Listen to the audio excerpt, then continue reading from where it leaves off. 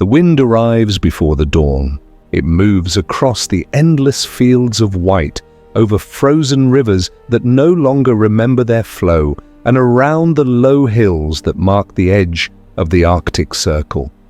There is no sound except the slow breathing of the wind itself. The snow lies heavy, smooth, and untouched, a quiet ocean of pale light. In this stillness, the world seems to hold its breath.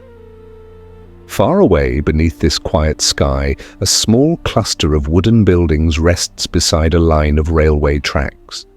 The roofs are buried under snow, smoke rises in thin, uncertain threads, vanishing almost as soon as it appears.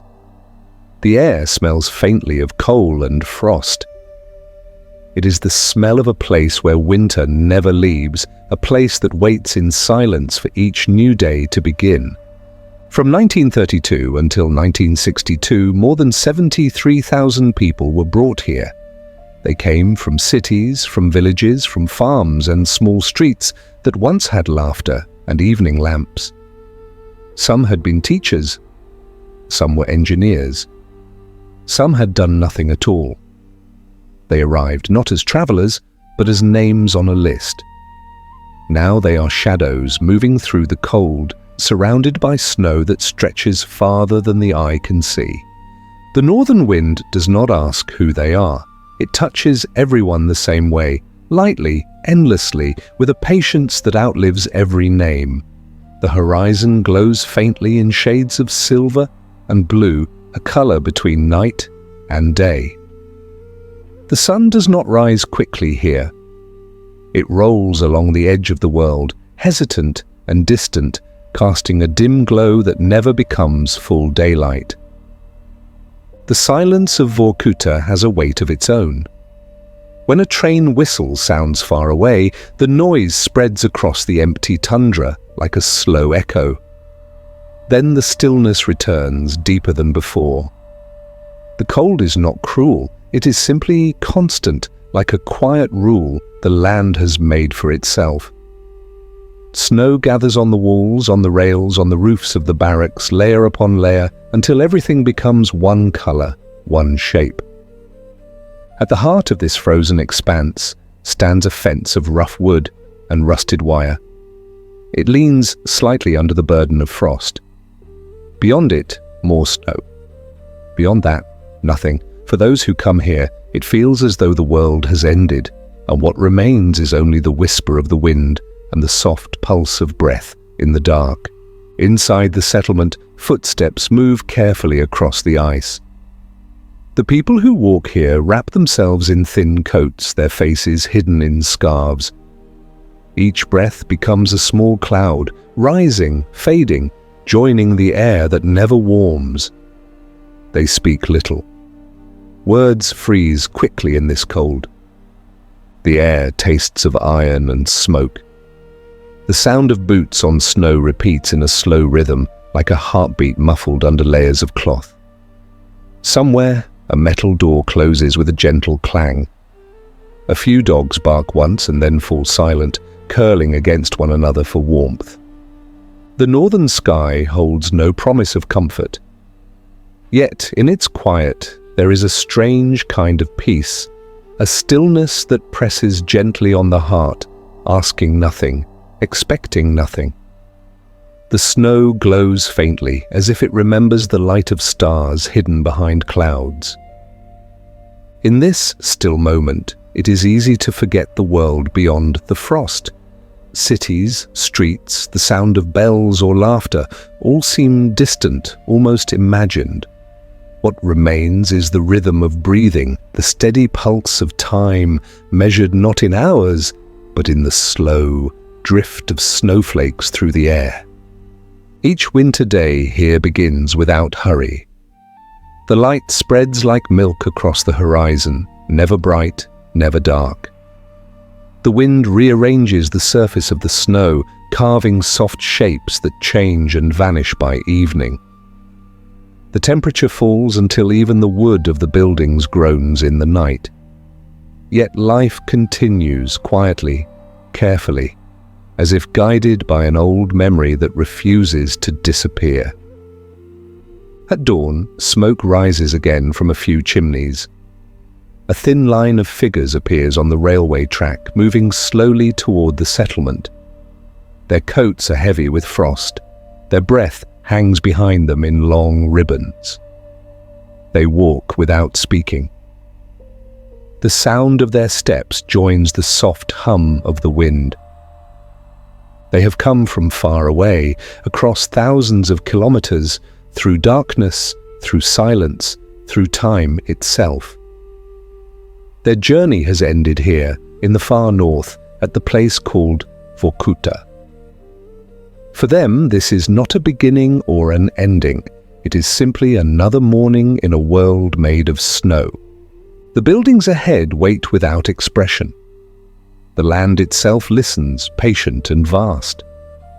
The snow does not question why people come or go. It only receives them, layer after layer, year after year. The fences, the rails, the tracks, everything is wrapped in the same white quiet. In the distance, a single lamp glows above a wooden gate. Its light trembles in the wind, pale and steady, marking the threshold between the world of movement and the world of stillness. The figures approach. The gate opens with a soft creak, then closes again. Nothing breaks the silence after that. Only the faint rhythm of the wind remains, whispering through the frozen plains, carrying the same message it has carried for centuries, that time continues, that the earth endures, that night and day will return in their turn. In this land of frost and quiet breath, the story begins, not with noise, not with fear, but with the gentle sound of footsteps disappearing into snow. From the distant trains that crossed the endless plains, their journey has only just begun. The endless train ride. The train hums like a tired creature crossing a world of ice. It has been moving for days, or perhaps for weeks. Inside the sealed cars, time no longer has shape. The rhythm of the wheels repeats itself without beginning or end, a sound that becomes part of every breath.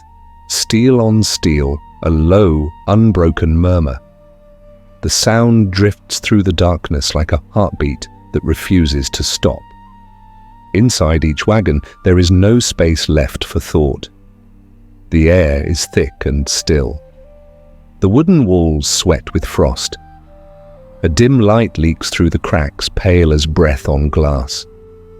Every few minutes, the train shudders, sighs, and carries on. The people inside have stopped counting the jolts. Their minds have grown quiet, moving with the train the way a leaf moves with the river. The car was built for animals once, not for people. The floor is rough, the corners dark, the roof so low that a tall man must bend his neck to stand. The air smells of straw that has turned sour and of bodies pressed too close together. A thin layer of snow clings to the seams of the boards, melting into damp streaks that run down the walls. The cold creeps through the cracks like water through cloth. No one speaks. The noise of voices would break something fragile that has settled over them all. The passengers breathe in slow, measured rhythm, as though the whole group has become a single body. Sometimes someone coughs, and the sound echoes softly, fading into the steady music of the wheels. There are 80 people here, maybe more. They sit in silence, wrapped in coats, blankets, or nothing at all. They have learned to move gently so that the car's balance is not disturbed. Every shift of weight makes the wooden walls groan.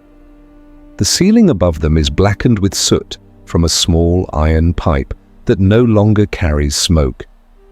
Someone has tried to mark the days by scratching lines into the wood, but the motion of the train erases all sense of sequence. Morning and night have no meaning. The light outside the cracks remains grey, then black, then grey again. Hunger comes and goes like a tide. Sleep appears in moments, vanishing as soon as the train jerks or someone shifts. A bucket in one corner serves as water and waste, the two often indistinguishable. When it fills, two men lift it carefully and pour the contents through a slit in the wall, their faces expressionless. The cold outside freezes everything before it hits the ground. Each person guards a small space, no wider than a shoulder's width, no deeper than bent knees.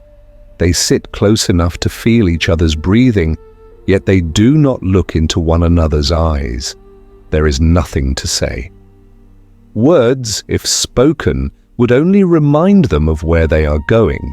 Better to stay inside the hum of the wheels, to let the rhythm carry them into something beyond thought. Sometimes the train slows and everyone straightens a little, wondering if this is the end of the journey. Then it gathers speed again, and the small hope fades without complaint. They have learned not to expect. Hope costs energy, and energy must be saved. When thirst becomes unbearable, a few scrape frost from the walls and let it melt on their tongues. The taste of cold iron lingers, sharp and metallic. The lips crack, the skin around the mouth splits and bleeds, but the water, thin and silent, feels almost holy. There is a small opening near the roof where wind enters with a sigh. Sometimes snow drifts in, settling on shoulders and hair, before it melts. The air is thin, heavy with the scent of breath and damp wood. A faint smell of smoke from the locomotive seeps in, reminding them that the world outside still exists. The rhythm of the train continues, steady, unchanging. Some passengers count each turn of the wheels in their minds. Others follow the soft vibration of the floor beneath them, using it as a lullaby. The shaking becomes familiar, almost comforting. A reminder that movement still happens, that time has not stopped entirely. From time to time, footsteps pass along the roof. Guards walking the length of the train. Their boots strike in measured intervals, fading toward the distance, then returning. The sound gives the people below a sense of scale, a roof, a world above them, men who walk freely in the cold air. The darkness inside grows thicker. Someone lights a match to check on a child's breathing. For a second, the faces appear, pale, hollow, eyes wide and still, and then vanish again when the match burns down. The smell of sulfur hangs briefly in the air. The flame leaves a ghost image behind the eyes, a trace of orange floating in the black. Sleep comes in fragments. The rocking of the car turns into a rhythm the body obeys. Dreams blur into memory. Someone remembers a kitchen with a kettle, another a street with rain. But the train swallows every image in its movement, turning all memories into the same slow sound of steel and snow. When they wake, it feels like no time has passed. The sound is the same, the cold the same, the dimness unchanged. Even the bodies around them have not shifted much. One could believe that the world outside no longer moves, that the train is circling in a loop through endless night. Then suddenly the motion begins to change. The wheels hiss more sharply. The air grows colder, sharper, as if the train is breathing differently. A faint whistle echoes through the line of cars. The vibration slows, softens, and the rhythm that has filled every heartbeat begins to falter. Someone whispers, "We are stopping." The words spread softly from one to another, barely audible, carried on breath. The train gives a long, low sigh. The final jolt runs through the floor. For a heartbeat, everything is still. Then from outside, the sound of metal scraping against metal, the heavy slide of a door. A sudden rush of air fills the car. It is cold beyond imagination, cold that bites through cloth and skin in a single instant. The people draw back instinctively, gasping. Their lungs burn with the shock of it. The night outside seems brighter than any day, lit by snow that reflects the light of unseen lamps. They blink against the glare, eyes watering, trying to see what lies beyond the threshold. The smell of iron and frost replaces the stifling air they have known for so long. It is almost clean, almost sweet. One by one, they move toward the open door. The guards outside say nothing. The wind speaks in their place. It slides into the car, curling around ankles and knees, wrapping itself around every breath. For the first time in days or weeks, they see the sky. It is not dark, but pale, as if washed of all color. The stars are faint and cold. The horizon glows with a kind of silent silver. The figures inside the wagon stand motionless, their eyes adjusting. The snow outside glitters like glass. The train stands still, steam curling from its engine, dissolving slowly into the frozen air. The long journey is not truly over. It has only changed its shape. The sound of the wind replaces the sound of the wheels. The rhythm continues, different yet familiar. Somewhere beyond the train, a beam of light cuts through the fog, a searchlight sweeping across the snow, slow and methodical. It moves over the ground, revealing footprints, fences, shadows of towers. The headlights fell upon the snow, where they would step into Vorkuta. The first steps inside the camp. The gate stood half open, its hinges buried in frost. The wind passed through the opening like a sigh, carrying the scent of metal, snow, and smoke. Beyond the gate, a stretch of trampled ground waited, pale beneath the dim lamps that hung from the watchtowers. The train behind them had fallen silent, its steam drifting upward into the still air.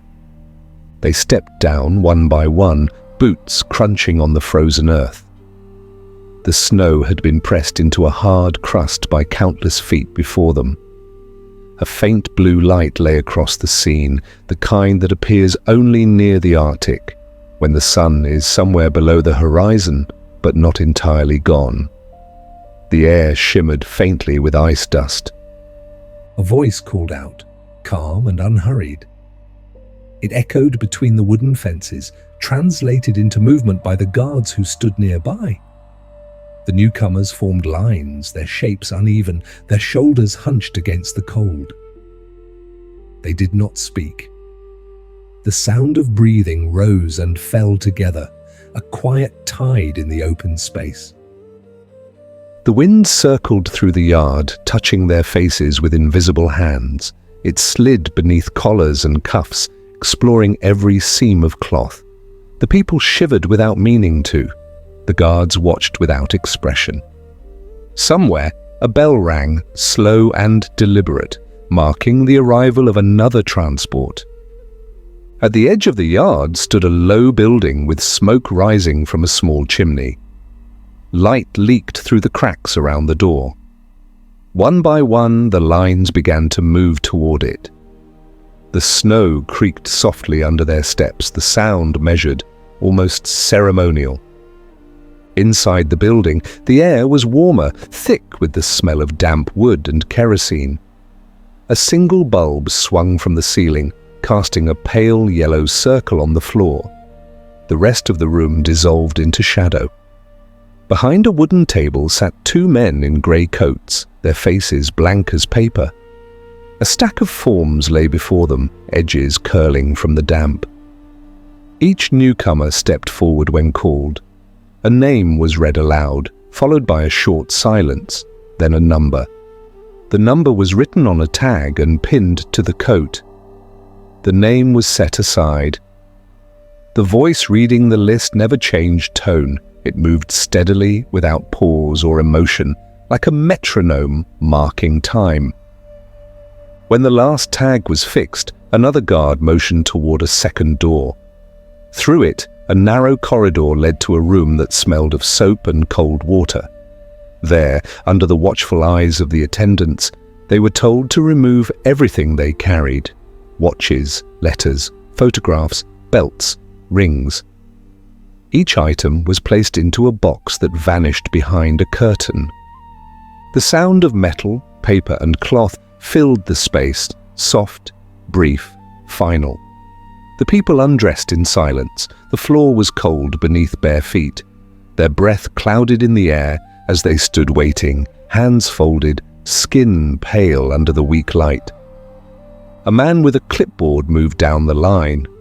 His steps made almost no sound.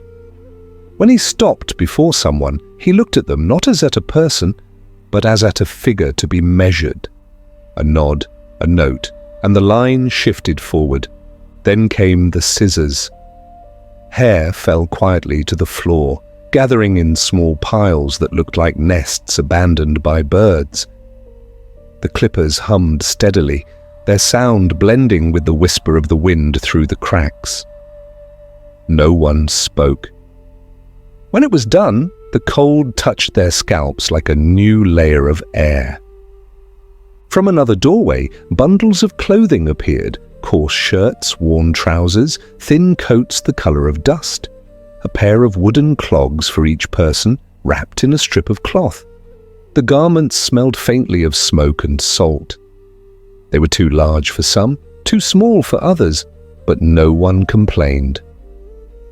The act of dressing again felt almost like relief. A mirror hung crooked on the far wall. Some glanced at it, most did not.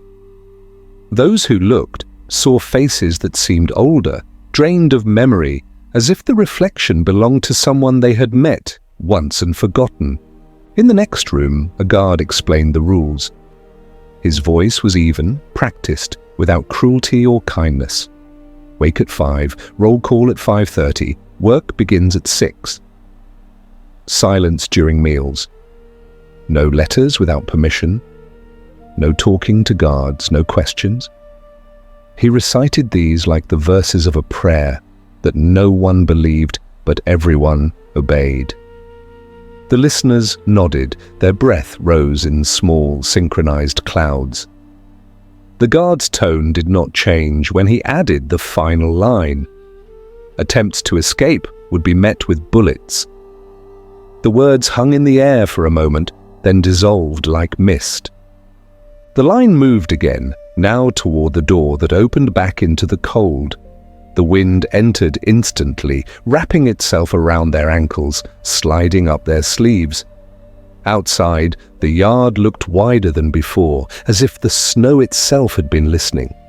A row of guards stood by the path, rifles resting against their shoulders. Beyond them stretched more fences, more shadows, and the outline of low wooden buildings barely visible through the drift.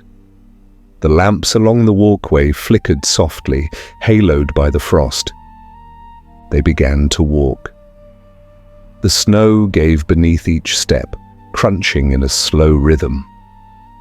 The sound was almost musical, a faint accompaniment to the whispering wind. Overhead, the sky had deepened into a darker shade of blue, filled with thin strands of cloud.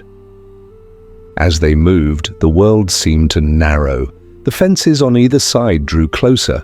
The towers above them tilted slightly under the weight of ice, their searchlights turning lazily.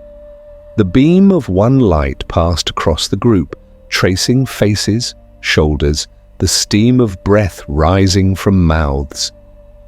It moved on without stopping. The path led between two long barracks, their walls marked by years of weather. Windows were covered with frost, and the light inside glowed dimly, like embers buried under ash. Somewhere a door slammed, muffled by distance.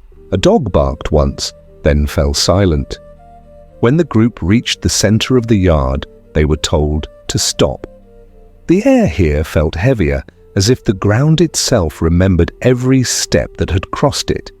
A flagpole stood near the middle, its metal surface rimed with frost, the flag limp in the still air. The only movement came from the drifting snow, fine as dust, swirling around boots and hems of coats. A final count was taken. The officer moved slowly along the line, eyes scanning, mouth silent. Each person waited for the nod that meant they existed in the record of this place.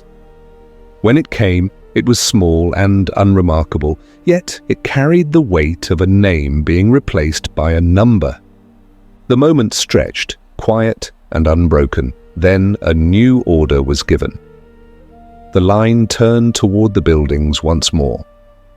As they walked, the faint hum of the generator reached their ears, a low, steady tone like the breathing of the camp itself. The lamps flickered along the fences, casting long shadows that trembled on the snow. The scent of burning coal drifted from somewhere unseen, mingling with the sharp smell of frost. They passed a pile of wood, a stack of barrels, a row of sleds half buried in snow. The wind touched everything with the same indifferent grace. Each sound, the crunch of steps, the rustle of cloth, merged into the larger hush that filled the night. When they reached the doorway of the long barrack ahead, they paused. The guard raised his hand, signaling for stillness.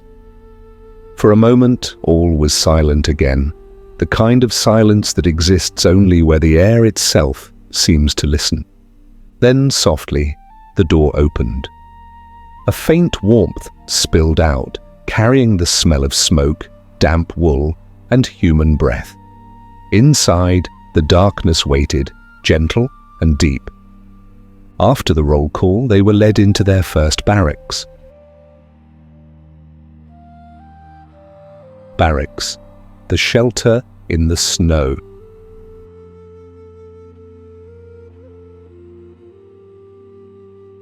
The door closed softly behind them, sealing away the wind. For a moment, the sound of the blizzard outside was replaced by the slow creak of timber and the faint crackle of a distant stove. The barrack stretched long and low, its walls the color of ash, its roof bowed under the weight of endless snow. Inside, the air hung still, heavy with the scent of damp wood, smoke, and the closeness of too many bodies. Rows of bunks filled the space from one end to the other, 3 levels high, built from rough planks darkened by years of breath and frost. The boards sagged slightly under their burden. The floor, patched and uneven, carried footprints in melted snow that never seemed to dry. A single bulb swayed from a wire above, giving off a tired yellow light that revealed more shadow than shape. The warmth here was faint, the kind that comes not from comfort, but from survival. The small iron stove in the center gave off a reluctant heat, its thin pipe trailing upward through the ceiling like a fragile promise. Around it, men huddled close, hands spread to catch what warmth escaped.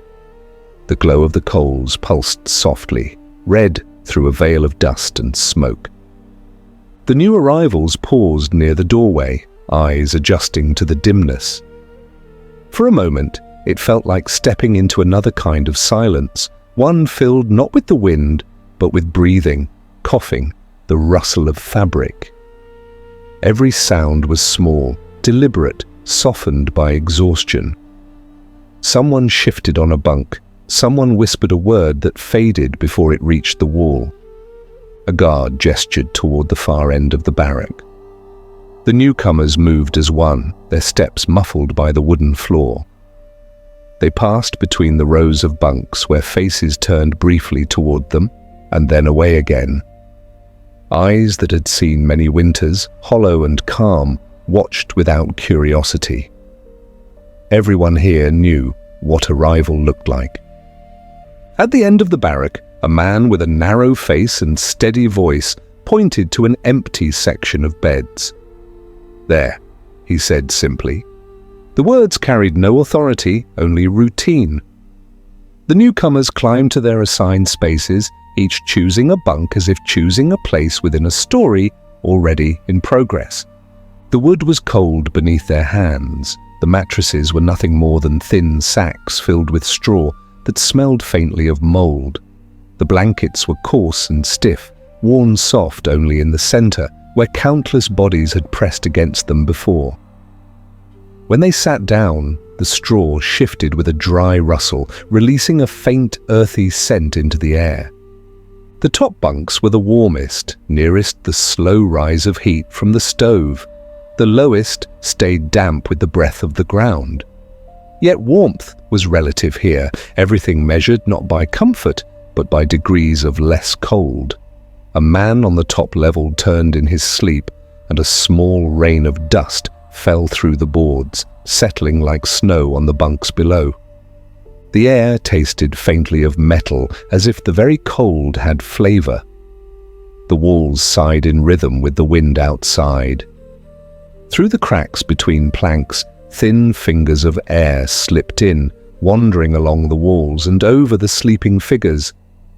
The wind never truly left this place, it only changed shape. A cough broke the stillness, then another.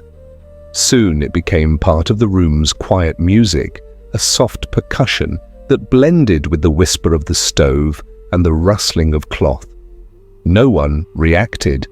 The sound had been here long before any of them arrived, a familiar part of the night.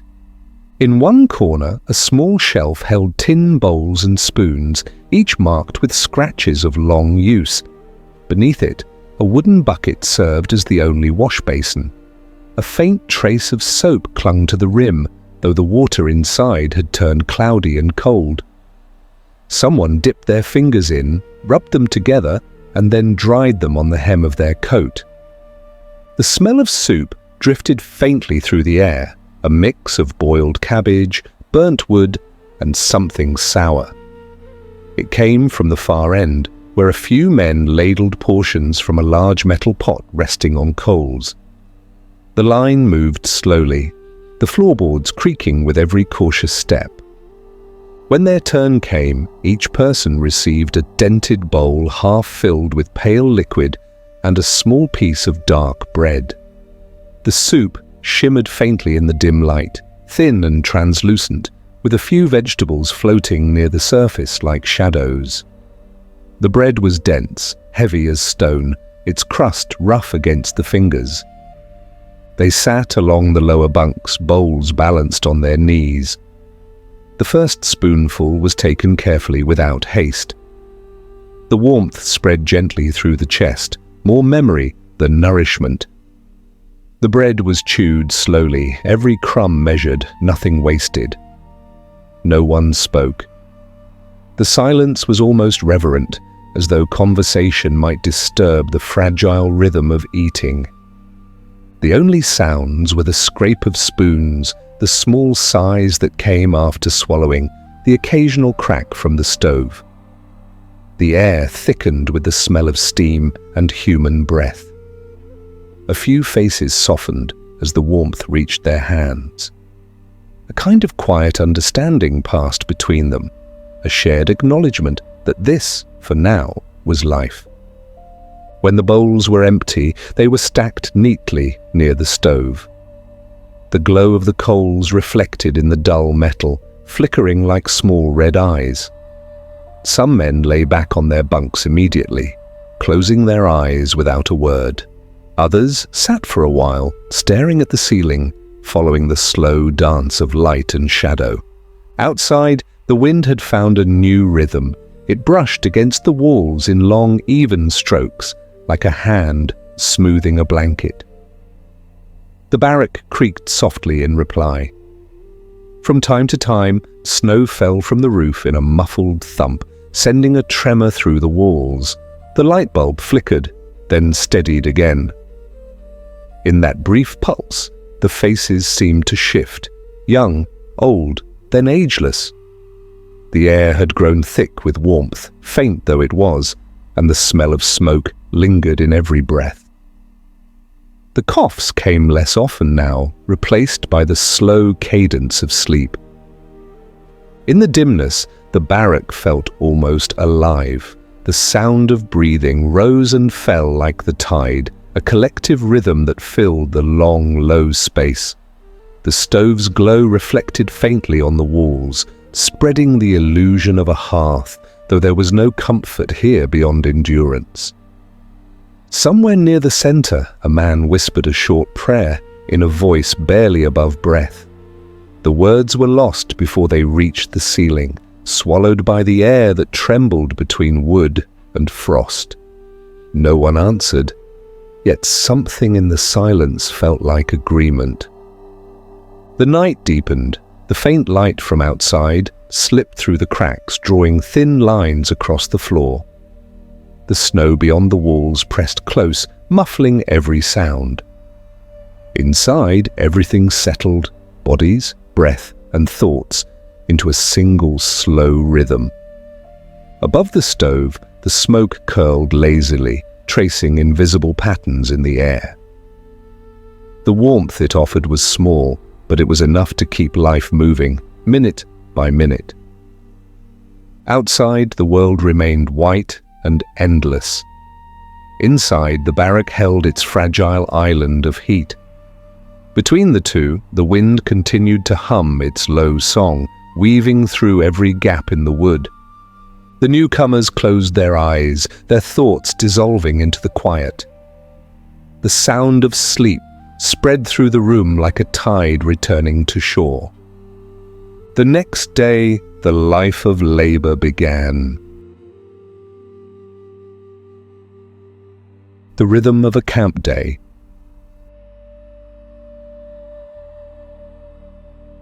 The first sound was the bell. It rang in the dark, a hollow tone that drifted through the cold air, touching every wall, every bunk, every sleeping body. It did not hurry, it simply called again and again until the barrack itself seemed to wake. The sound was old and familiar, the same each morning, metal against metal, a slow reminder that another day had begun. The darkness inside the room was still heavy. The air hung close, thick with the breath of 50 men. Somewhere, a match struck. A brief flare of light revealed pale faces, tired eyes, and hands reaching for boots, frozen stiff in the night. The smell of smoke and damp cloth filled the air as they moved without words, each action measured and small. Outside, the wind whispered along the walls, brushing against the cracks and finding its way in. It carried with it a scent of snow and distant fire. The floor creaked beneath hurried footsteps, jackets were pulled on, scarves tied, wooden clogs fitted over cloth-wrapped feet. No one spoke. The only sounds were the rustle of fabric and the faint coughs that echoed through the still air. Another bell. This one sharper, closer. The door opened and the cold entered like a living thing. It slid between bodies, wrapped around legs, filled the lungs until breathing itself felt like swallowing ice. They stepped out into the pre-dawn grey, where the sky was not yet light, but no longer night. The camp stood quiet except for the wind. Lamps flickered along the fences, their glow small and pale against the vast whiteness. The snow beneath their feet groaned softly with each step. The line formed automatically, row after row, figures blending into one another beneath identical coats. A voice called out names, no, numbers now. The sound of each number carried in the stillness, clear and distant, all at once. After each one, a faint answer followed, flat and colorless. The count continued until the list ended. Then silence again, the kind that felt deeper than before. The guard gave a short signal. The line began to move. The rhythm of boots on snow returned, steady and slow. Breath rose in thin clouds that glowed faintly in the grey light. The sun, hidden behind layers of mist, barely touched the horizon. The world seemed caught between sleep and waking. The path led away from the barracks across the yard, past fences that glistened with frost. Beyond them, the land opened wide and empty, white plains stretching to a horizon that never moved. The mine waited somewhere in that distance, its chimneys faintly visible through the drifting snow. The march was long, but quiet. The sound of footsteps blended with the sigh of the wind. Sometimes a cough broke the rhythm, sometimes the squeak of a sled carrying tools. No one looked back. The fences soon disappeared behind them, replaced by the endless whiteness of the tundra. By the time they reached the mine, the faint daylight had arrived, a pale light that did not warm but revealed. The wooden structures stood like skeletons against the snow, their beams covered in frost, their shadows faint and blue. Smoke from a distant chimney rose in a thin, straight column, the only vertical line in a world of flatness. The work began without a word. Tools were handed out, picks, shovels, carts with frozen wheels. The ground was hard, unyielding. The air inside the mine was colder still, yet heavy with the smell of dust and stone. Each strike of metal against rock echoed endlessly, blending into a low hum that filled the tunnels. The sound of labor became the language of the day, the clang of a shovel, the scrape of a wheel, the slow, measured breathing of men bent under the weight of the earth. The rhythm was steady, relentless, almost hypnotic. In that rhythm, time dissolved. Hours passed unnoticed. The faint light at the tunnel's mouth changed color, then faded again. The cold pressed closer, hands numbed until they no longer felt pain. Shoulders ached, but the motion continued. Each man moved within his own silence, his thoughts shrinking, until only the next swing, the next breath remained.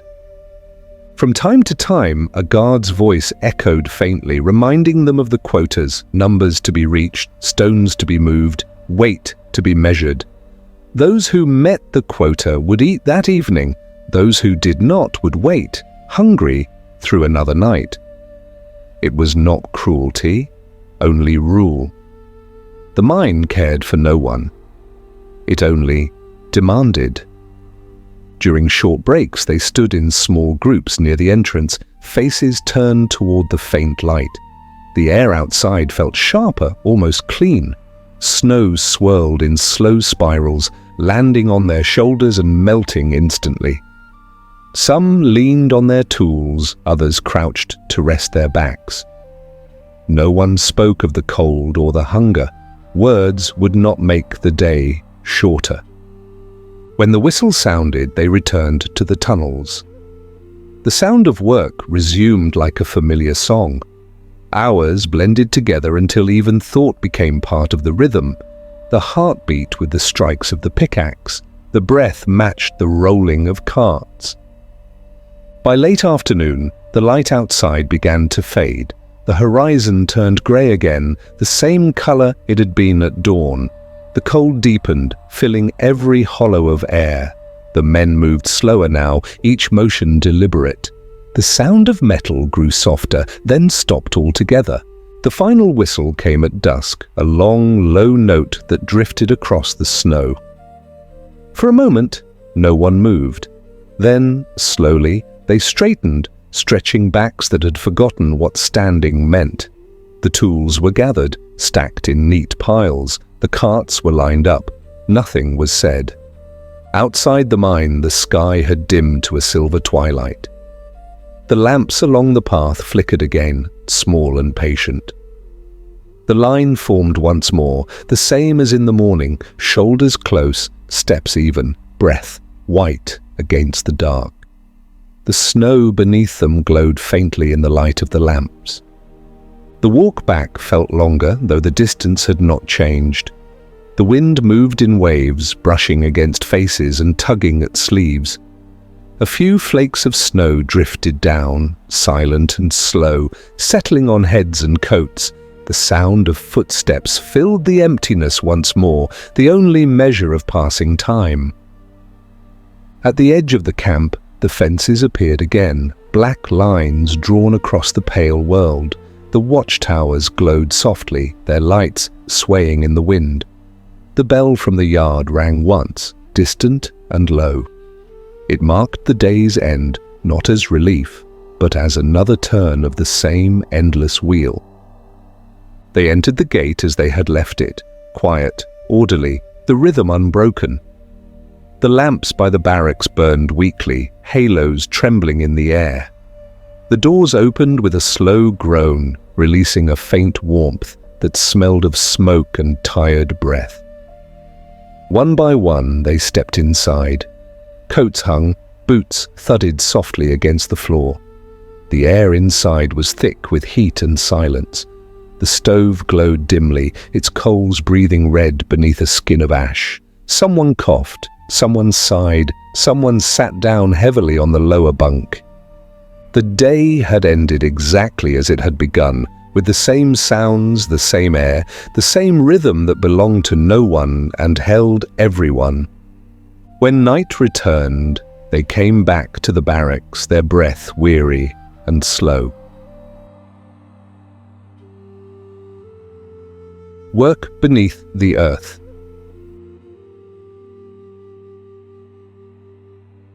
The descent begins with a shudder. The iron cage trembles as it moves downward, chains groaning softly against the pull of gravity. The faint light from above fades quickly, swallowed by layers of rock and shadow. The air grows warmer, thicker, touched by the smell of dust and oil. A single lamp sways above their heads, its glow shifting across faces, across metal walls that seem to breathe with each vibration. No one speaks in the cage. The sound of descent is enough, the slow whine of steel cables, the distant hum of machinery, the sigh of air moving between tunnels. The men stand shoulder to shoulder, their bodies swaying slightly with the rhythm of the fall. Every breath feels heavier as the light disappears, until all that remains is the dim circle of the lamp and the quiet thought that they are leaving the surface behind. The air changes first. Cold gives way to a strange warmth, damp and close. The scent of earth becomes sharp, mixed with coal dust and the metallic tang of iron. A fine mist hangs in the air, clinging to skin and fabric. When the cage finally stops, the sound of chains fades into silence. Then the door slides open with a sigh, revealing a corridor that stretches into darkness. A guard's voice echoes once, soft but firm. The men step out. Their boots sink slightly into the packed earth, leaving shallow prints that will soon be covered by more dust. The light from their helmets flickers across the walls, black rock glistening like wet glass. The tunnel is narrow, supported by beams that creak faintly with every movement. The deeper they walk, the less the air moves. Each breath feels thick, almost solid. The dust settles on lips and lashes, coating everything in a dull grey film. The sound of boots blends with the distant rhythm of work, the strike of pickaxes, the rumble of carts, the low murmur of voices carried by stone. Farther ahead, the tunnel opens into a chamber where other teams are already working. The lights shimmer like small stars in a private sky. The air hums with motion, iron on rock, wood on stone, the rolling of carts filled with coal. Sparks jump occasionally when metal meets stone too sharply, bright and brief, fading into the blackness. Each man takes his place. The tools are passed hand to hand, shovels, picks, hammers, the simple instruments that shape their world. The first strike rings out, clear and resonant, followed by another, then another, until the chamber fills with the steady rhythm of labor. It is a kind of music. Slow, endless, deliberate. The coal breaks in fragments that glimmer faintly under the light. Dust rises with every movement, forming clouds that hang low before settling again. Sweat mingles with soot until skin and fabric are the same color. Faces blur into shadows, eyes bright only when the lamplight catches them for an instant. The sound of a cart approaches, metal wheels squealing softly against the tracks. Two men push it forward, their steps careful, their breath heavy. They load the coal with slow precision, each shovel of black stone landing with a muffled thud. When the cart is full, it moves away again, vanishing into the corridor where another team waits to pull it toward the surface. Time loses meaning here. There is no sunrise, no sunset. Only the faint pulse of lamps and the slow ticking of an unseen clock within the body. Muscles ache in steady rhythm, lungs fill and empty against the weight of air. The mind drifts into a quiet focus where motion becomes thought and thought becomes silence. Sometimes a small cave-in sends a rain of dust from the ceiling. Everyone pauses for a breath, eyes raised to the trembling beams. When the vibration settles, the rhythm resumes as though nothing happened. The earth is alive here, shifting, breathing, waiting. The men move carefully within its patience. One man hums softly as he works, a tune without melody or words. The sound echoes through the tunnel, blending with the scraping of tools and the low roll of carts. It seems to make the air lighter, if only for a moment the others do not join, but they listen. In this place, even a single note feels like company.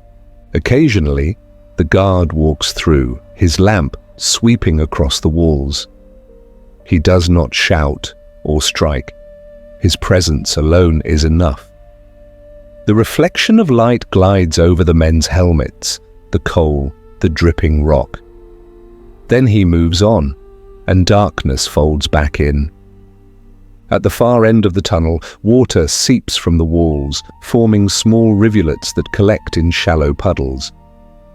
The sound of dripping water mixes with the echoes of metal. A quiet counterpoint to the rhythm of work. The floor grows slick, and boots leave faint trails that vanish as quickly as they form. As hours pass, the body forgets the difference between movement and stillness. Arms lift and fall, shovels dig and rest. The sound continues, endless, almost soothing. In the dim light, it feels like the heartbeat of the earth itself, slow, steady, eternal. When the signal for rest finally comes, it is a single whistle from somewhere far away. The men straighten slowly, stretching stiff backs and arms. Their faces are streaked with sweat that glistens in the lamplight. They sit on overturned carts or lean against the walls, their breaths deep and even. Someone passes a flask of water. It tastes of metal and dust, but it cools the throat. A few chew on pieces of bread kept from morning, their hands trembling slightly from fatigue. The air feels thicker now, warmed by bodies and breath. In the silence, one can hear the soft crackle of coal settling, the faint drip of water, the heartbeat returning to its slow pace. The break is brief. When the whistle sounds again, they rise without protest. Tools are lifted. The rhythm begins anew. The lamps sway gently, their light painting slow arcs across the walls. Each swing of the pickaxe becomes part of a larger rhythm, one that does not belong to any single man, but to the place itself. Deep underground, the hours fold together until time feels circular, an endless turning of effort into sound, of sound into silence. The men work as though sleepwalking, their movements precise but dreamlike. The coal glistens under their lamps, dark and alive, like pieces of captured night.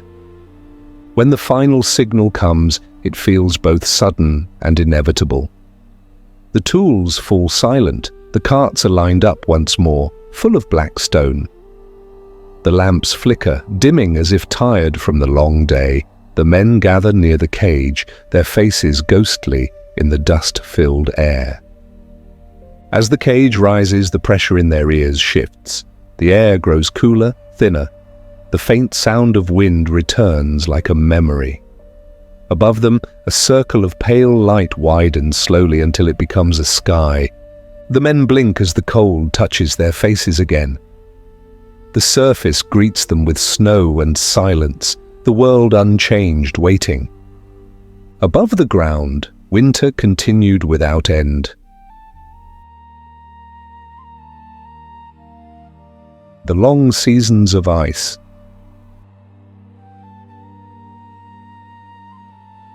Winter did not arrive here. It simply stayed. The land had forgotten the meaning of spring. Each morning began in grey and ended in the same grey, with only the briefest suggestion of light between the hours. The sun rose like a pale coin and slipped away again before it could warm the air. The snow never melted, it only shifted shape, smoothing itself into new drifts and ridges, covering every trace of the day before. Inside the camp, time blurred. Days no longer felt separate.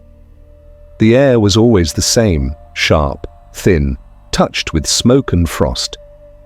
Even the sound of the wind grew familiar, like a voice repeating the same quiet words each night. Morning began with the same bell, its sound dull under layers of cold. The breath of men rose in clouds that hung motionless before fading into the still air. The barracks smelled of damp wool, of wood smoke, of life held together by habit. When the doors opened, the cold entered like a tide. It swept through the room, brushing faces, freezing fingertips, making every inhale feel like a small wound. The men stepped into the pale morning without resistance.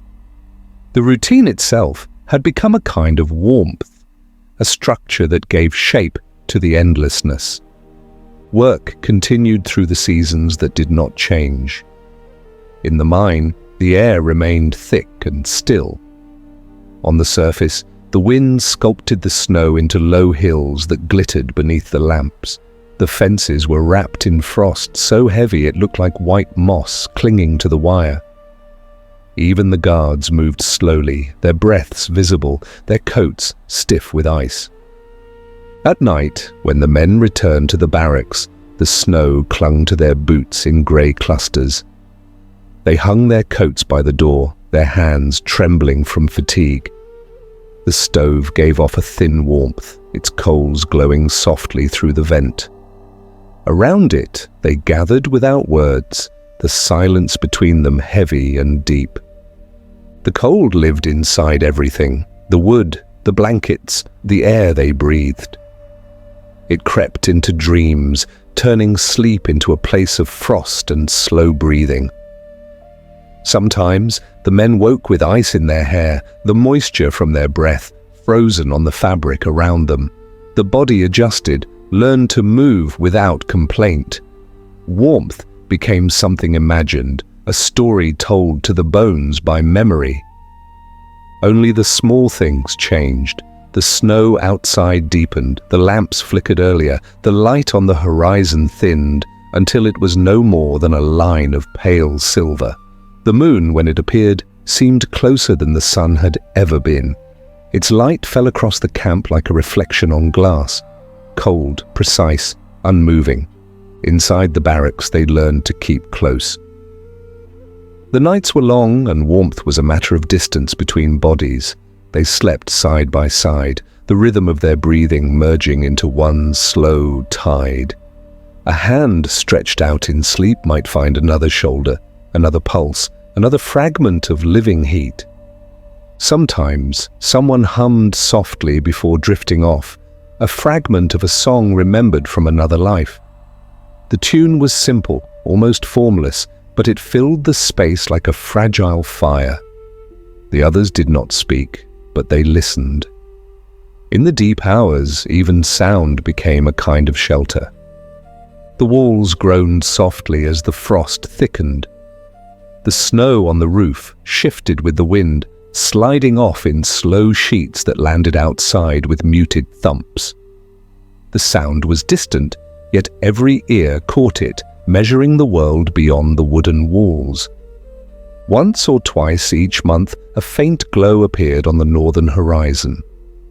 The aurora, pale green and blue, moved like smoke across the sky.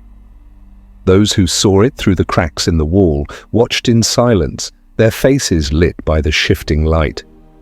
For a few moments, the air felt wider, the night less heavy. Then the colors faded, leaving only the familiar darkness. The rhythm of life in the camp never changed. Wake, work, return, sleep. Yet within that sameness, small patterns formed. Someone found a way to fix a torn glove. Another learned the timing of the stove so that the fire lasted longer. A third learned to melt snow in a tin cup without spilling it on the coals. These small acts became their own quiet victories, threads of life stitched into the endless white. The wind, constant and patient, sang against the walls. Sometimes it roared, sometimes it whispered. It carried the scent of far-off pine forests and of smoke from the furnaces that burned through the night. In its voice, there was both comfort and distance, a reminder that beyond the camp, the world still existed, though unreachable. The men grew lean, their movements slower but more deliberate. Their eyes adjusted to the dim light, their skin to the sting of cold. Words became scarce, replaced by glances, gestures, the small economy of survival. When one man's hand shook too much to hold a spoon, another steadied it without a word. When a blanket tore, someone mended it with string pulled from a sack. The silence in the barracks deepened, but never felt empty.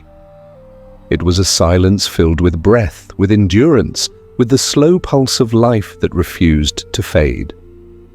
The stove's soft crackling became the center of the night, its faint warmth spreading like a secret among those who sat nearest. Outside, the snow continued to fall. Each flake landed without sound, layering over the world, erasing every footprint, every mark of passage. The camp seemed suspended in time, as if waiting for something that would never come. In this stillness, the men learned to measure the days not by the clock or the sun, but by the sound of their own breath, by the creak of the wood, by the rhythm of the bell that marked the hours without meaning. Sometimes, when they closed their eyes, they could almost feel the warmth of another season, a faint ghost of sunlight on skin, the smell of soil, the murmur of leaves. The memory faded quickly, replaced by the steady breathing of those around them, by the reality of frost beneath the walls. Winter held them in its quiet hands, firm, yet strangely gentle. The land did not hate, it simply endured, and they endured with it. As time passed, small groups began to form within the camp. The social order within the Gulag.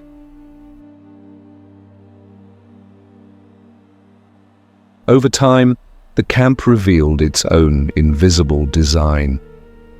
It was not written anywhere, yet it governed everything. The rhythm of footsteps, the way people stood in line, the distance between one voice and another. It existed like the cold itself, unseen, unquestioned, accepted as the natural order of things.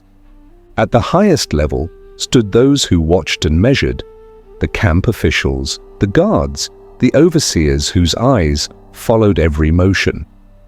Their world was made of numbers, reports, and silence. They walked with steady purpose, their boots clean even in the mud, their coats heavier and warmer than the rest. They rarely spoke, and when they did, the words fell like stones into still water. Beneath them were the prisoners who had found ways to serve the system itself, the technicals, the clerks, the interpreters. They lived in a narrow space between authority and captivity, trusted for their skills, distrusted for their survival. Their hands did not lift shovels but wrote, counted, measured. They carried pencils instead of pickaxes. Their cabins were slightly warmer, their rations a little thicker, yet even they moved carefully, aware that privilege was fragile, thinner than ice. Then came the vast middle, the laborers. They were the body of the camp, the endless rhythm that kept it alive. Miners, haulers, diggers, builders. Men who woke in darkness and returned to darkness. They were many, and they shared one language, the sound of effort. Their days were measured not in hours, but in the weight of what they carried. Below them, unseen but always present, were the shadows, the weak, the ill, those whose bodies had already begun to fold beneath the cold. They were still among the living, but the camp had already begun to forget them. They moved slower each day, their steps lighter, their presence quieter. Around them, space widened, conversation thinned. Their existence was both visible and invisible, like breath fading into frozen air. Between these layers, countless small exchanges formed the true life of the camp. A piece of bread traded for a button, a handful of tobacco exchanged for warmth near the stove. A favor returned for silence. The value of things shifted with the weather, with hunger, with time itself. The camp was a market without money, where survival was the only coin. Everyone learned quickly. There were no teachers, only observation. The rules were simple, though no one spoke them aloud. Strength meant food. Silence meant safety. Movement meant life. A man who talked too much drew attention. A man who worked too slowly lost his ration. The world was balanced delicately, as if held in the palm of a shaking hand. Some found small ways to rise within it. A man who could repair boots became valuable. Another who could mend a coat or sharpen a blade gained quiet protection. Skills were currency, invisible armor against the slow erosion of time. The camp respected usefulness more than words. The guards, too, lived within their own order. Some were harsh, some indifferent, some almost gentle in their quiet way. They followed the rhythm as much as the prisoners did: shift, report, silence, sleep. In this frozen place, even power had limits. The cold treated everyone the same. Among the prisoners, the strong became leaders not by choice but by endurance. They decided who stood near the stove, who took the first turn with the shovel, who was trusted to hold the tools. Their authority was quiet, recognized without words. It kept order where chaos could have spread. Sometimes a newcomer arrived still burning with the idea of fairness. They tried to share, to question, to help. Too much. Within weeks, that fire dimmed. The camp taught balance, the art of giving just enough to survive and taking just enough to remain unseen. Rations were the language everyone spoke. A spoonful more of soup meant a few hours longer of strength. A crust of bread meant a clearer head through the morning frost. There were days when a small piece of food changed the entire weight of existence.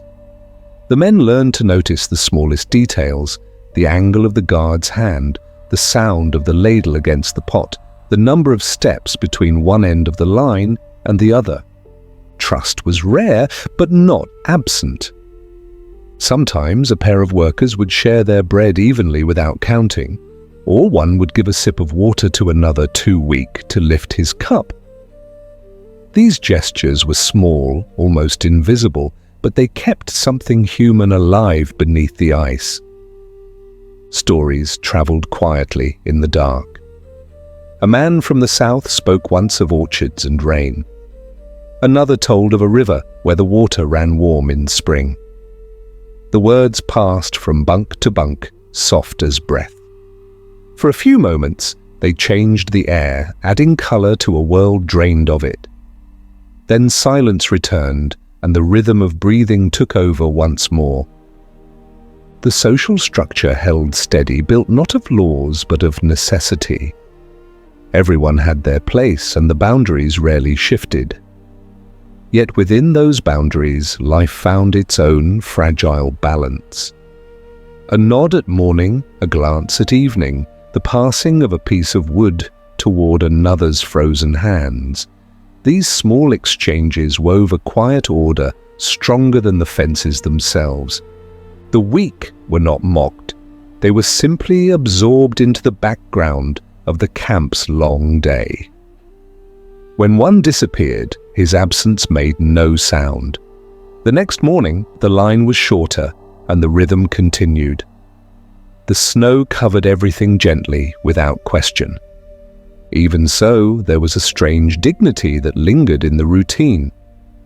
The act of rising, of walking, of lifting a shovel in the frozen light. Each motion was both surrender and defiance. The body continued even when the heart did not ask it to. That quiet persistence was its own form of strength. Over the months, the hierarchy became invisible to the eye. It existed only in the small gestures, in who walked first through the gate, in who sat closest to the stove, in whose hands the bread knife rested. It was an order carved not from command, but from endurance. The camp, with its cold, its silence, its endless days, became a small world complete unto itself, a world where each man carried his own purpose like a spark hidden beneath the frost. Amid the ice, they still found moments of humanity. Small kindness in the camp.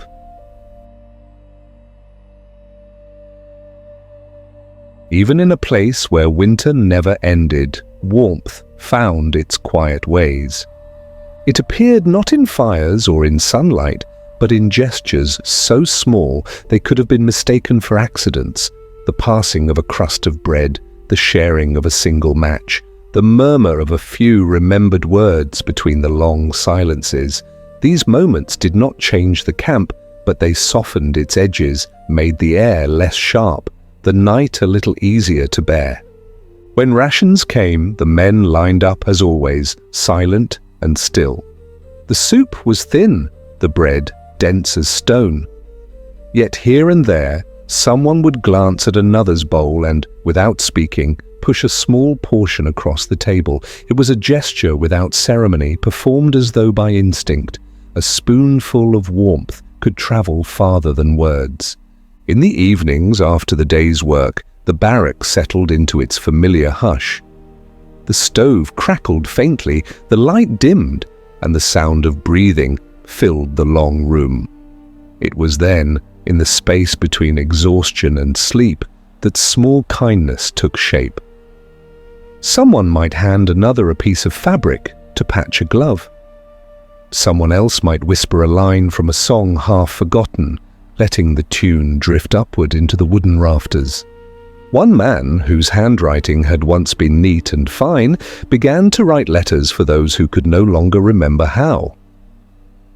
He sat near the stove, his hands trembling slightly as he shaped each word. The paper was rough, the ink faint, but the letters carried meaning beyond the lines, fragments of memory written in careful strokes. "To my wife," one began. "To my son," another. The writer did not ask if the letters would ever be sent. The act of writing was enough, a bridge across the frozen air.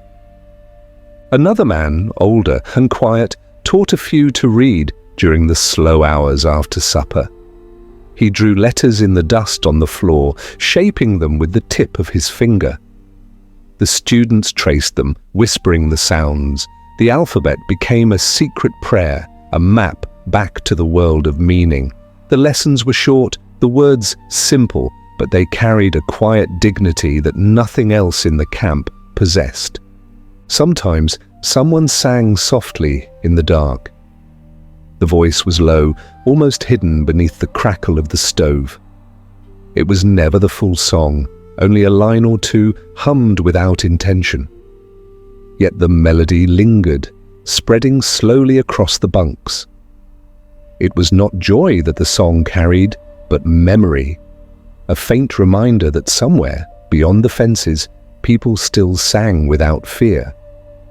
Friendship grew quietly, almost invisibly. It had no promises, no declarations. It lived in shared silence, in the way two men might lean closer to block the wind from a third, or how one might pour the last of his tea into another's cup. These gestures had no witness, yet they shaped the rhythm of the days. They gave texture to the emptiness, made the sameness of each dawn slightly different from the one before. A few found comfort in telling stories, not of escape or hope, but of the ordinary. One spoke of tending bees before the war, of how they moved through the air like golden dust. Another recalled the smell of bread baking in his mother's kitchen. These were not dreams, they were acts of remembering, of holding on to color in a world drained of it. The listeners did not reply, they simply breathed more slowly, allowing the images to take root inside the quiet. There were moments of laughter too, soft, fleeting, like the flicker of a flame before it disappears. Once, someone dropped his spoon and cursed under his breath, and another answered with a word so absurd that everyone within earshot smiled. It lasted only a few seconds, but the warmth of it lingered, a ripple of light across the grey. Kindness also came through work. In the mine, one man might strike harder to spare another's strength. A few steps of labour shared meant a few moments more of life. The rhythm of their tools changed slightly when they worked together, softer, more even. They learned to move in harmony, like the slow breathing of a single body. At night, the barrack became a world of small rituals. Some arranged their boots neatly by the door, others folded their rags into careful piles. A man near the stove whispered a prayer before lying down. Another turned toward the wall and counted his breaths. Each gesture was personal, but together they formed the camp's fragile heartbeat, the quiet repetition that kept despair from settling too deeply. There was a young prisoner who found a broken pencil stub one day. He began drawing on scraps of wrapping paper, tiny sketches of trees, of rivers, of faces. The lines were faint, almost invisible, but those who saw them paused for a moment longer before walking away. The drawings reminded them that beauty could exist even where nothing grew. Sometimes two men would trade dreams in the dark, as though exchanging gifts. One would speak of a distant village, another of a garden, another of a child's voice he could still hear. They did not speak for long, just enough to feel that their memories were still real, that the world had not vanished entirely beyond the snow. The stove, though small, became the center of everything. Around it, people shared stories, scraps of food, silence itself. The glow of the coals painted faces in soft red light, turning even the hardest expressions gentle. It was not warmth in the true sense, but it was something close, a symbol of endurance, of the quiet insistence to remain human. When sickness came, it moved slowly, quietly. Someone would cough, then disappear from the line a few days later. In those moments, kindness became quieter still. A piece of bread left on a bunk, a blanket tucked closer. No words, only motion, the language of care that did not need to be spoken. The longer they lived together, the more these moments became the true life of the camp. They were small, almost invisible, yet they carried the weight of meaning.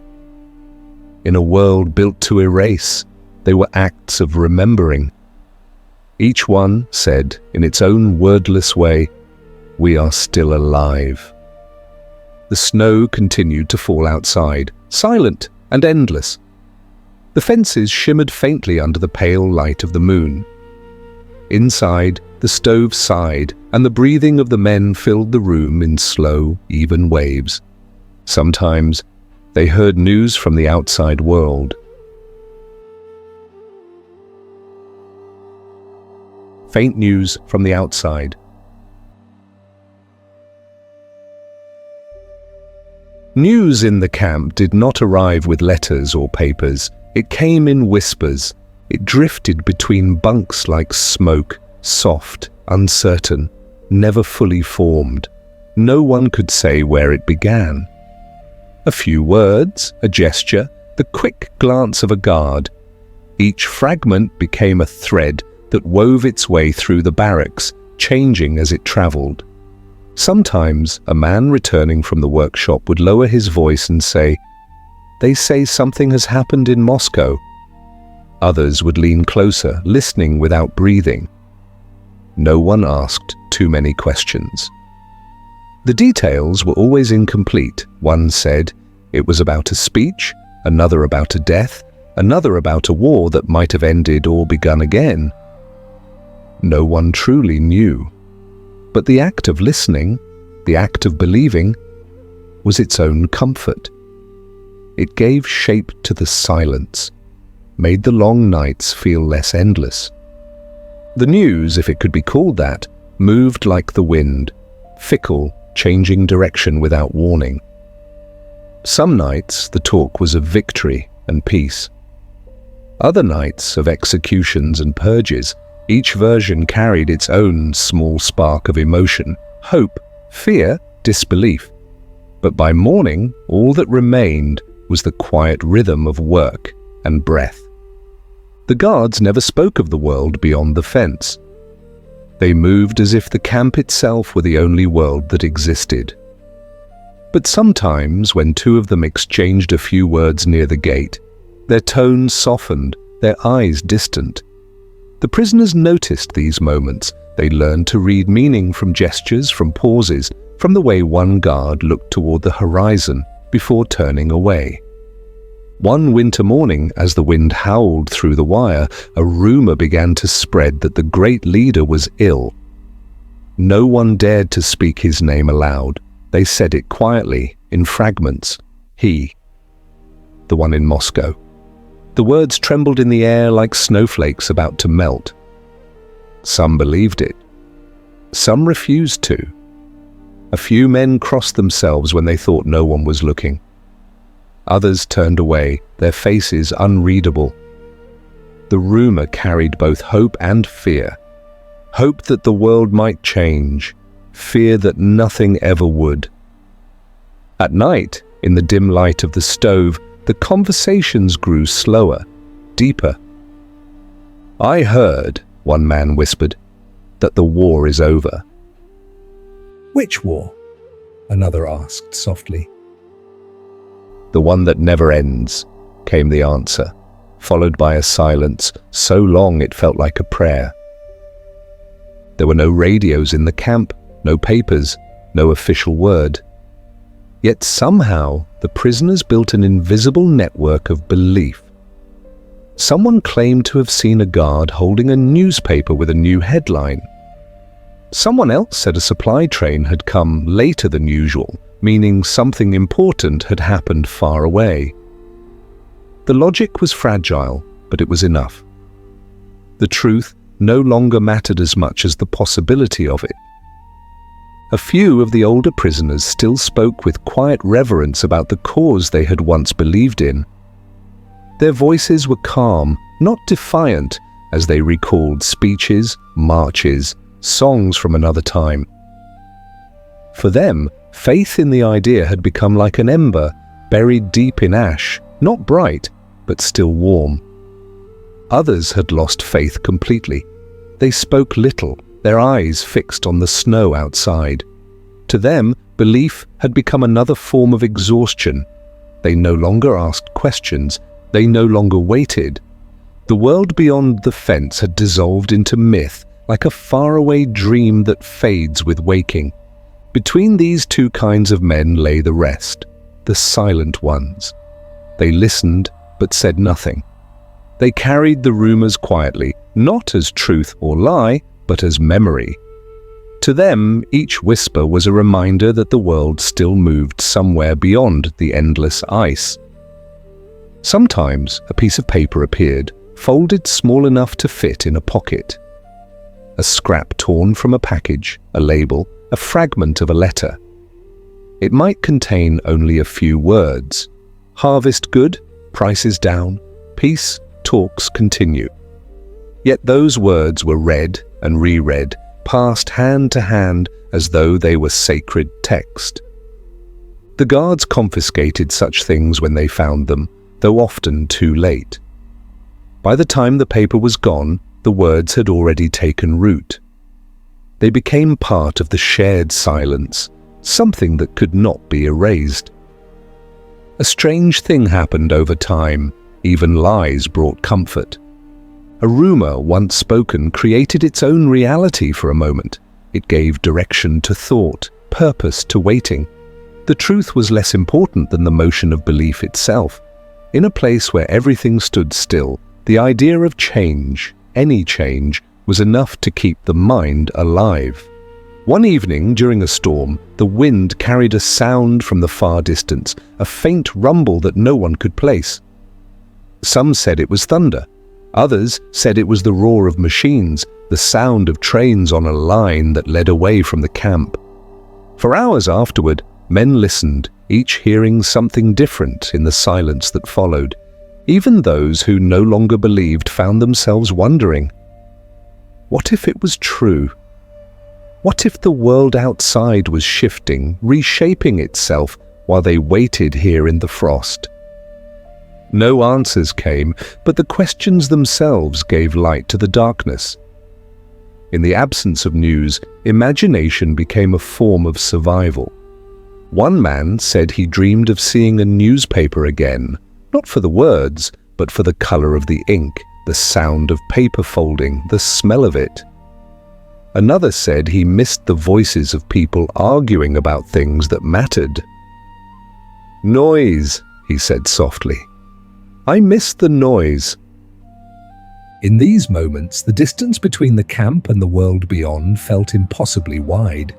Yet the thought that the world still existed somewhere, moving, changing, breathing, was enough. The snow continued to fall, unhurried, each flake settling gently onto the next.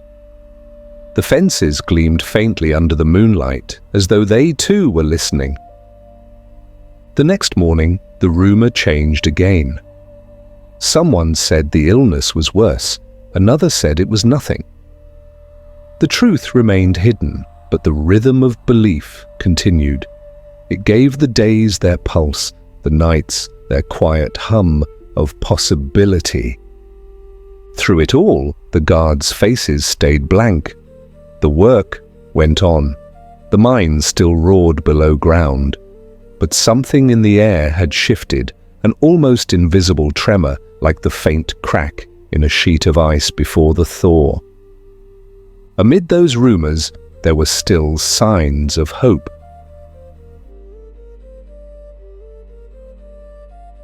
Northern Lights and a Silent Christmas.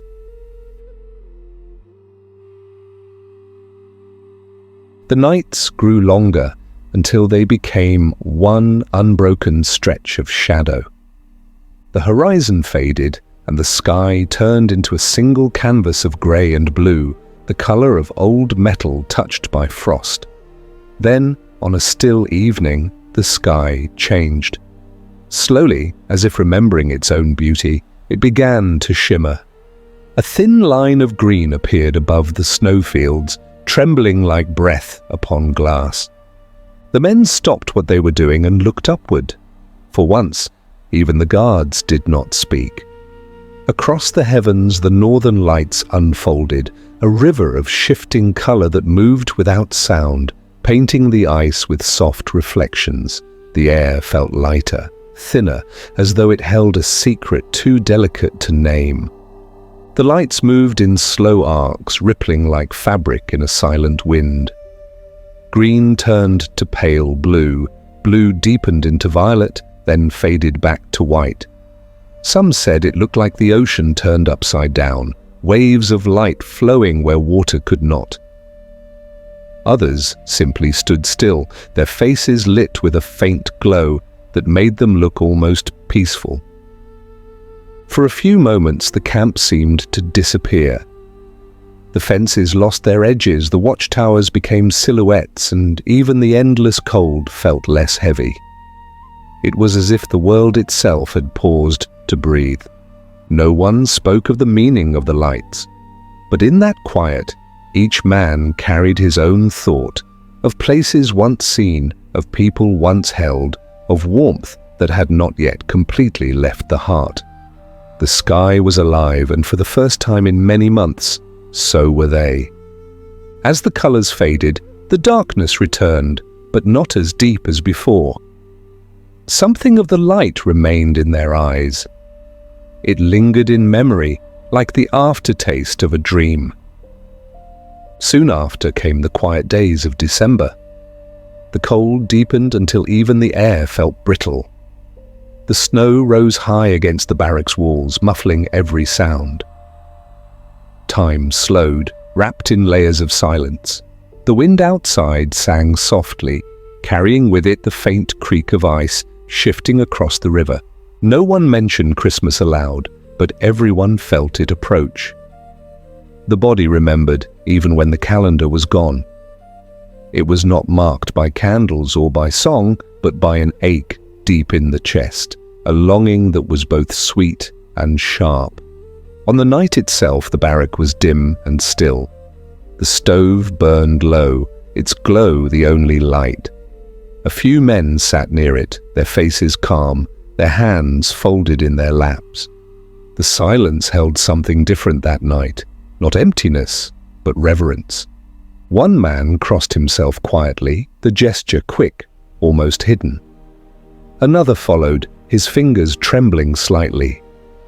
A few closed their eyes and mouthed words they could not speak aloud. The prayers were silent, yet they filled the air like music, too gentle to hear. Outside, the snow kept falling, each flake drifting slowly, deliberately, as if the sky itself were offering a kind of blessing. The guards did not interfere. Perhaps they too felt something in the stillness, a calm that asked for no explanation. Someone whispered a single word. Peace. It floated for a moment, soft as the breath that carried it, then vanished. But the feeling remained. In one corner of the barrack, a man reached beneath his straw mattress and brought out a small shape wrapped in cloth. It was a carved figure, simple, rough, made from a piece of wood taken from the mine. He set it on the windowsill where the moonlight touched it faintly. No one asked what it was meant to be. A child, a saint, a memory. It did not matter. The figure stood quietly facing the snow, and the room felt less empty. Later, someone began to hum. The tune was faint, just a line or two from an old hymn, forgotten by most. The sound was low, barely there, yet it carried through the stillness, steady and warm. Others joined, not singing but breathing along, shaping the melody with their silence. It was not celebration, it was remembrance, the kind that does not need words or gifts or lights, the kind that belongs only to those who have lost everything except the will to remember. The hours drifted slowly, the fire burned down, the men lay in their bunks, their faces turned toward the dim ceiling. Some dreamed of bells ringing somewhere far away. Others simply watched the faint glow from the window where the carved figure stood guard. Outside, the northern lights returned, faint but visible. Thin ribbons of color shimmered above the camp, moving gently through the polar night. They did not last long, just long enough for a few eyes to catch them through cracks in the walls. For those few minutes, it felt as though the world had remembered them. When morning came, the cold had deepened again. The sky was pale, the air dry and silent. The figure on the windowsill was covered with a thin layer of frost, yet it stood firm, its small shadow stretched long across the wall. The men rose, as they always did, at the sound of the bell. But the morning felt different, still cold, still harsh, yet touched by something unseen. The simple act of having lived through that night carried a quiet weight, a sense of completion. During the next days, small signs appeared. Someone smiled more easily, someone else shared their bread without counting. The atmosphere, though unchanged, carried a faint gentleness. The memory of light had become a kind of warmth. Those who prayed that night never spoke of it again. They did not need to. The moment had passed through them like wind through snow, leaving only stillness behind.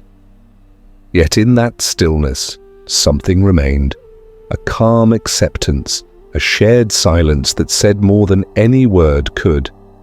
Outside, the sky began to shift. The long night loosened its grip. On the horizon, a faint band of color appeared. Not the dancing green of the aurora, but a softer, steadier glow. It grew each day, slow but certain, until one morning the snow reflected a hint of gold. Winter slowly passed, and the first light returned. When spring arrived with small changes, the first sign of spring did not come with warmth, but with sound.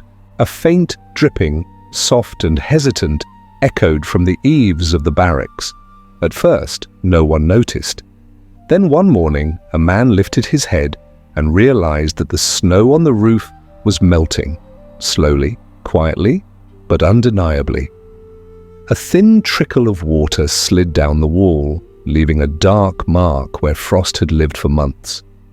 The air changed too. It was still cold, but the edge of it had softened.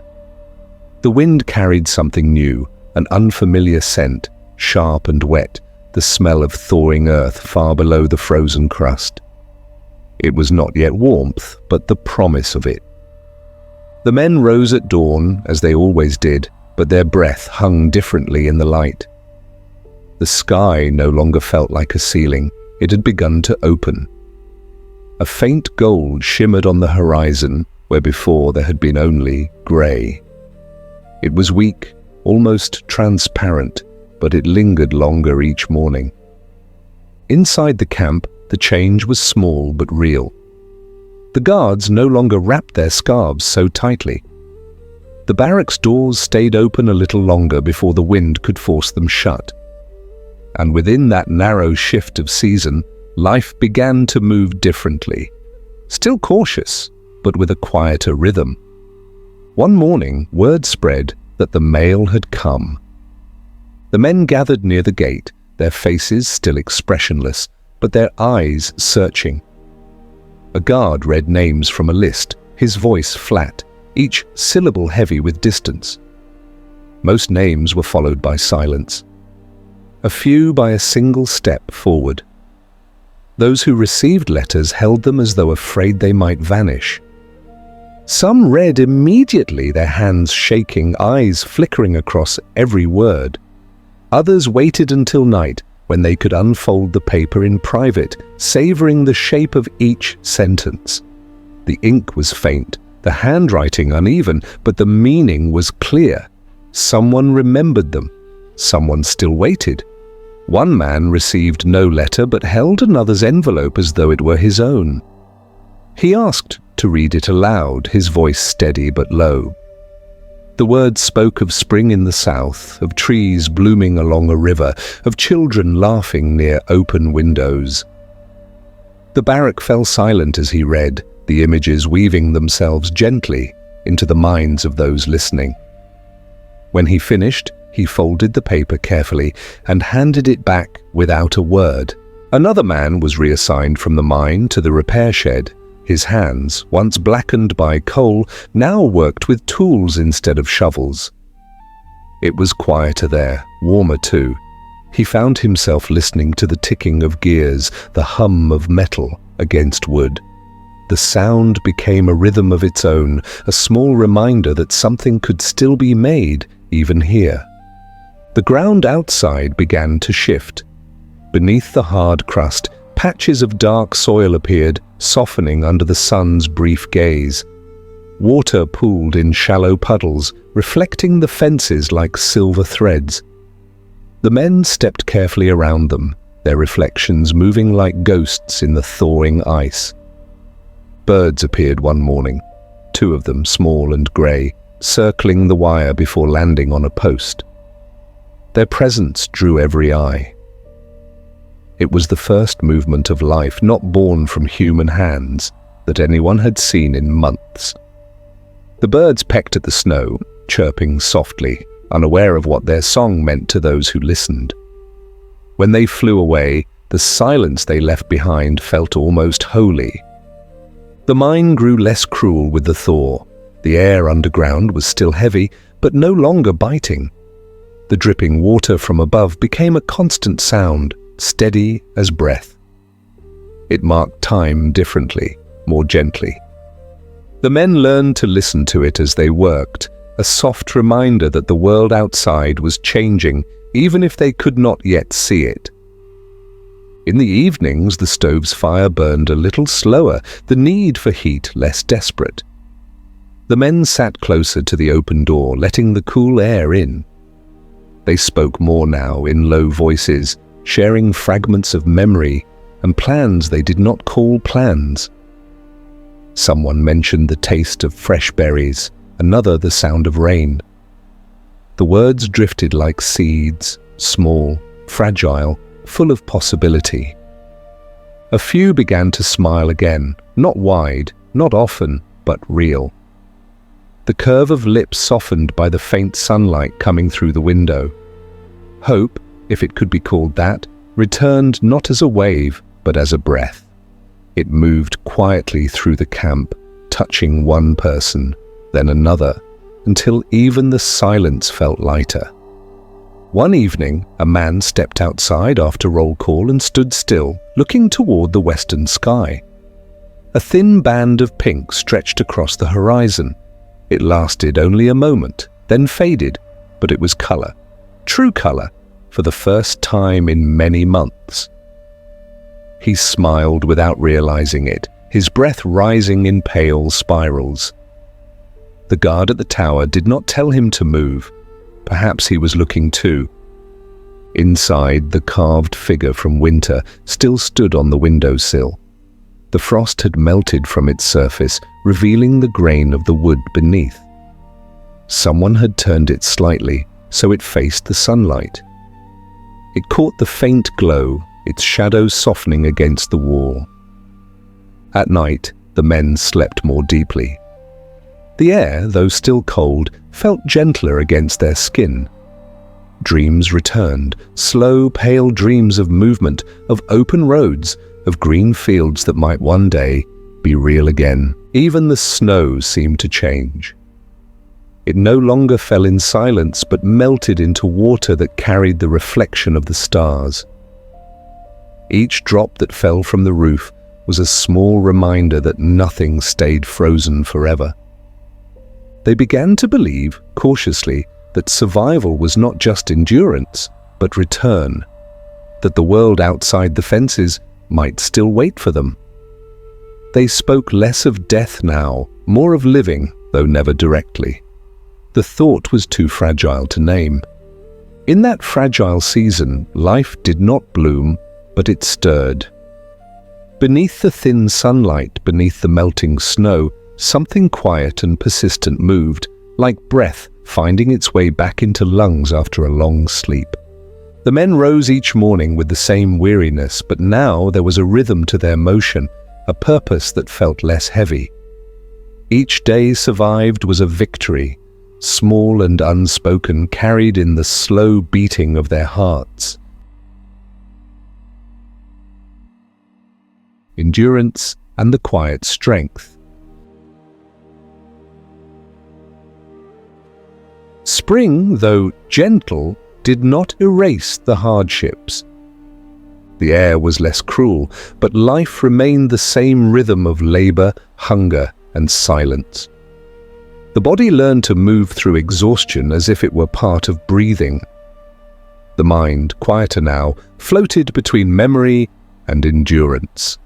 Illness came like the wind, without warning, without mercy. One morning, a man who had stood in line for years did not rise. His blanket moved once, then was still. The others said nothing. They had no words for death anymore. It had become a part of the landscape, like the snow or the fence, always there, neither feared nor welcomed. Work continued. The tools clanged softly against stone, the carts creaked along their rails, the echoes blending into a sound that had no beginning or end. In the mine, dust clung to the air, to the lungs, to the skin. Above ground, the thawing earth released smells long forgotten, wet soil, smoke, and something faintly sweet that no one could name. Food remained scarce. Each bowl of soup was measured, each crumb counted. Hunger had changed them. It was no longer sharp, but constant, a dull echo that lived beneath every thought. The body adapted, shrinking into itself, conserving, waiting. And yet they lived. Not with joy, but with the quiet determination that comes from refusing to vanish. Some men helped one another in ways so small they seemed invisible. A hand steadying another's step on the ice. A jacket shared during the night. A whispered reminder to eat slowly so the hunger would fade more gently.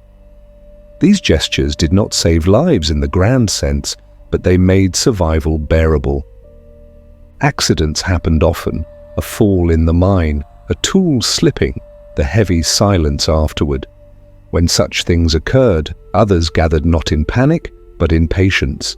One man would check for breath, another would close the eyes if none remained. The ritual was simple, wordless. The body was carried to the edge of the field, where the snow never melted completely. The ground there had accepted too many already. Still, life inside the camp continued its slow, measured course. The guards rotated their shifts, the bells rang, the same orders echoed through the wind.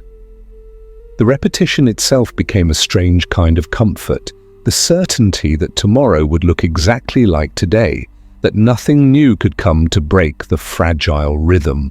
At night, in the dim barracks, coughs punctuated the silence. Some were shallow, others deep, echoing from the lungs like hollow drums. Those still strong enough to rise would offer water or adjust a blanket. It was not pity, it was duty. The living taking care of the almost living, one night at a time.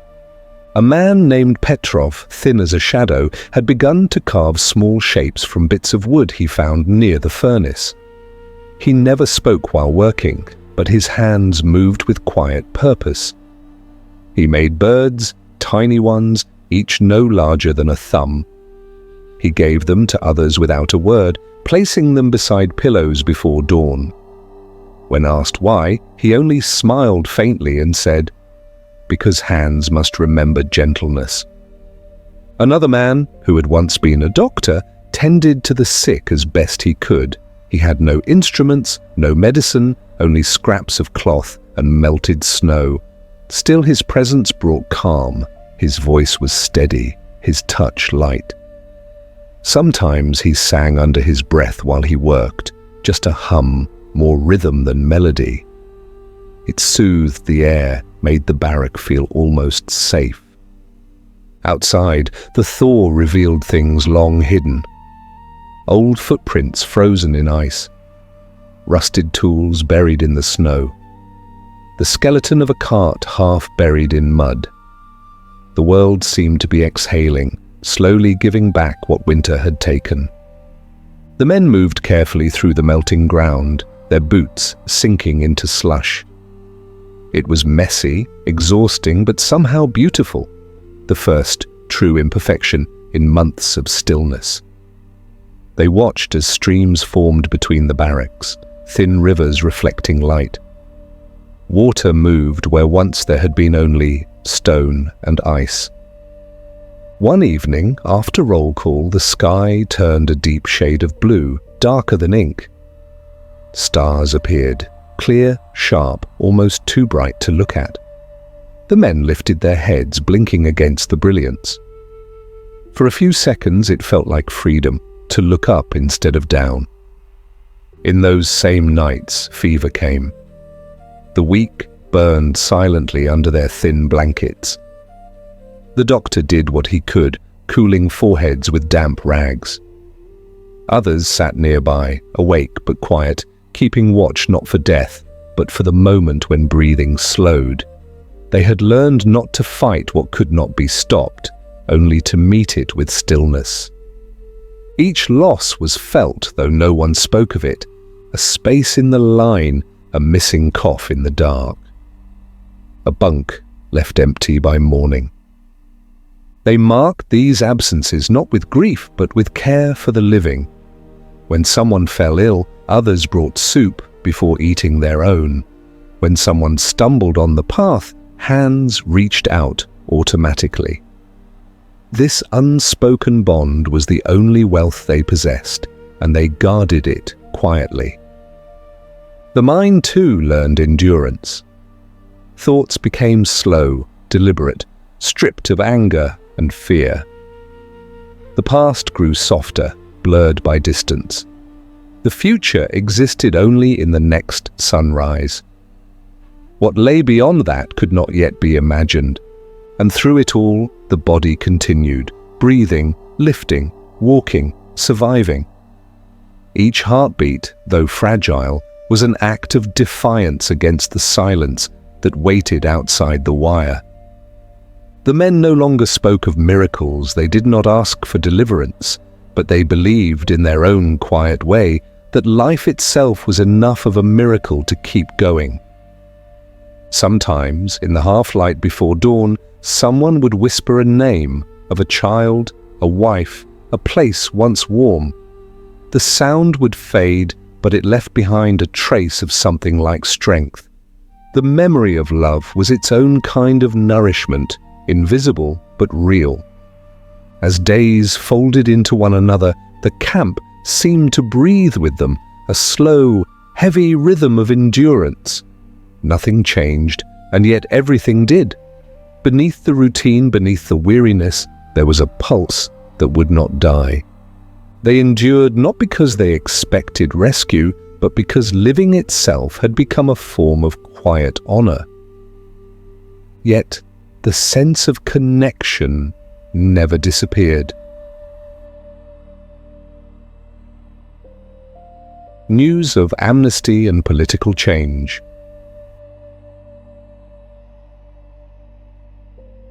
The news arrived like a whisper carried on thawing air. No one knew who spoke it first. It passed quietly, from bunk to bunk, from barrack to barrack, like smoke winding through cracks in old wood. The words were simple, but their meaning felt impossible. He is gone. For a moment, no one asked who he was. They all knew. The silence that followed was heavier than sound. Some looked toward the ground, others toward the sky. The air seemed to hold its breath. Then, as if the world had exhaled, life continued, measured, cautious, unchanged on the surface, yet altered in ways no one could yet name. Days passed and more whispers came. Papers were seen in the hands of guards. Faces softened, orders were spoken with less sharpness. The bells still rang at the same hour, the gates still clanged shut, but the rhythm of power had shifted. Something had loosened, though no one dared to say it aloud. At night, in the dim light of the stove, men spoke in low voices. They say there will be an amnesty. They say some will go home. The words hung between them, fragile as frost. Hope, long buried, rose like mist. No one trusted it fully. They had learned how dreams could be broken before morning, yet the mere sound of the word freedom, even whispered, stirred something deep in the chest, a pulse that had forgotten its own strength. One morning, a list was posted near the command building. The men gathered in quiet lines, their eyes scanning each line of faded ink. Some found names they recognized, others searched in vain. A few stared blankly, lips moving as they read the words again and again, afraid that a blink might erase them. Those whose names were called were told to gather their belongings. There was little to take: a blanket, a cup, a carved figure, a few scraps of paper. Yet the weight of that moment could not be measured in things. It was the weight of time itself, of years that suddenly had an end. When the gates opened for the first group, no one cheered. The silence was too thick for joy. The men simply watched, eyes following the figures as they stepped beyond the wire, their shapes fading into the pale morning light. For a moment, even the guards seemed uncertain of what came next. Inside the camp, the routine continued, but its sound had changed. The clatter of tools was softer, the pace of steps less forced. The faces of the guards carried something that looked almost human: fatigue, perhaps, or relief. Orders were given, but without the same edge. At mealtime, the soup tasted slightly thicker. The bread, though still hard, seemed larger. No one mentioned it aloud, but each noticed. Small changes, barely visible, but real. The men spoke less of the outside world now. Instead, they spoke of time. How long had it been? How old were they now? The questions floated gently in the air without answer. One man said he had forgotten the exact year. Another said it did not matter. What mattered was the breath that still came, slow and steady. Each one carrying him closer to something that might be life again. In the evenings, they gathered near the door, watching the sky darken. The light stayed longer now. The horizon glowed in pale gold, the color of distant wheat fields they could almost remember. Someone murmured, "It looks like home." The others nodded but said nothing. Words would have broken the spell. A sense of patience filled the camp. The men moved carefully, as if afraid that too much noise might make the moment vanish. Even laughter, when it came, was quiet, soft, uncertain, yet warm. The man who once carved birds made a new figure, taller than the others. This one was of a man standing upright, his hands open at his sides. He placed it near the stove, and it stayed there, watching over the room. No one asked whom it represented. Freedom, perhaps, or simply endurance given form. One afternoon, a truck arrived from the south. The guards unloaded crates, food, tools, new clothing. The smell of fresh fabric filled the barrack, strange and comforting. The men touched the coarse cotton with reverence. It had been so long since anything had come from the world beyond the wire. A few days later, a guard entered carrying a stack of letters. He called out names one by one. Some letters were official, others personal, some written months before. One man received a letter in his wife's hand, the ink faded but still clear. He did not open it immediately. He simply held it against his chest for a long time, as though to feel the warmth of the person who had written it. Those still waiting for their names tried not to hope too loudly. They had learned that hope must be handled like glass. Beautiful, but easily broken. Still, something had shifted inside them. When they worked, they stood straighter. When they ate, they chewed more slowly. Each gesture carried quiet intention, as though preparing for life beyond the gate. The news of freedom spread in waves, gentle but unstoppable. More lists were posted, more names called. The camp began to empty, not all at once, but piece by piece. For those who remained, time slowed again. The absence of their companions felt like a hollow space in the rhythm of the day.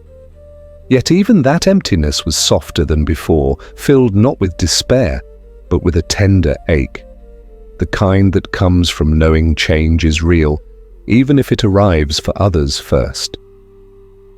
In the stillness of the evenings, the men spoke of what might come next. They did not dream of grand things. They spoke of walking freely, of hearing birds without fences, of touching water that was not frozen. Some wondered if they would recognize the world again. Others wondered if the world would recognize them. And yet, beneath all the uncertainty, there was peace. The kind that comes not from victory, but from survival. The simple realization that the worst had passed and that life, somehow, had continued. Outside, the wind carried the scent of spring again. The snow melted faster, streams whispering beneath the fences. The sun lingered longer each day, patient and kind. And then those who remained continued to live through the next season. A small light of hope.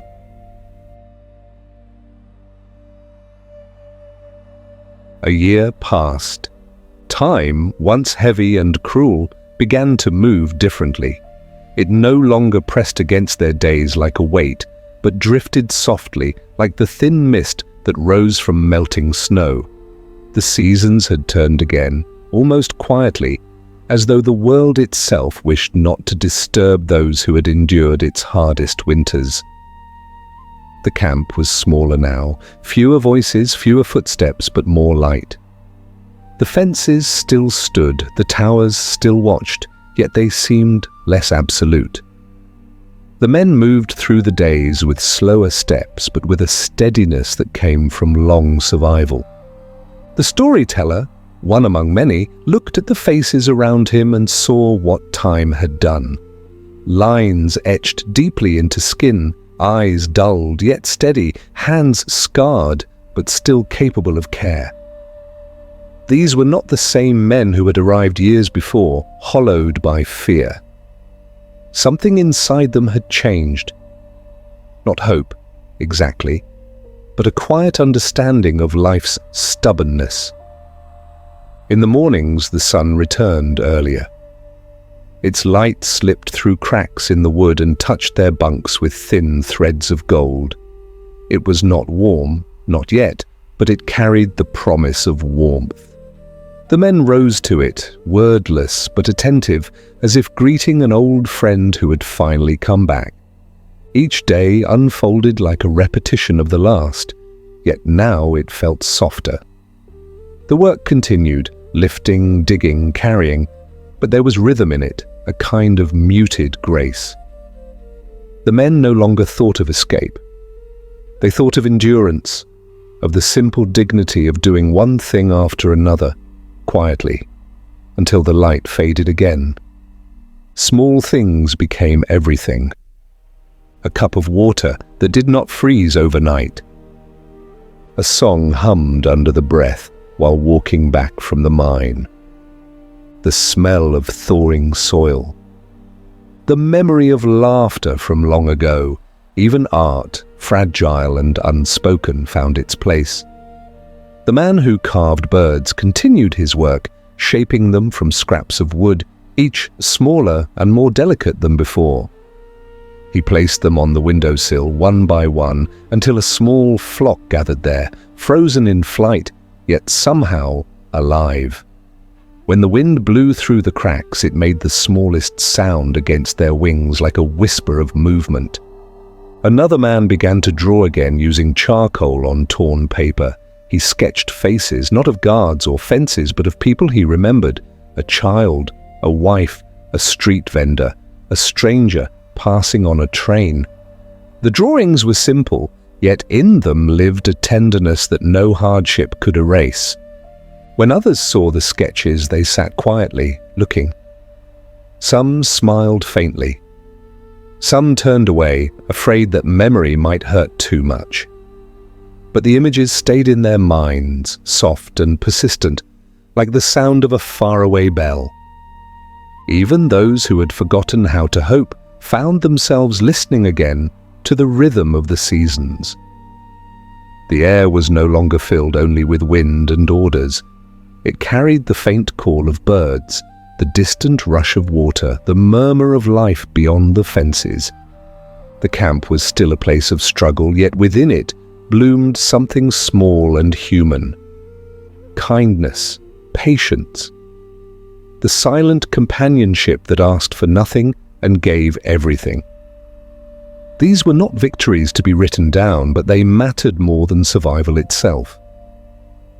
In the evenings, as the light faded and the stove glowed faintly, the men sat together, sharing the quiet. Words were few, unnecessary. The silence between them had changed. It was no longer emptiness, but presence. Each man's breath mingled with the others, forming an invisible thread that tied them all together.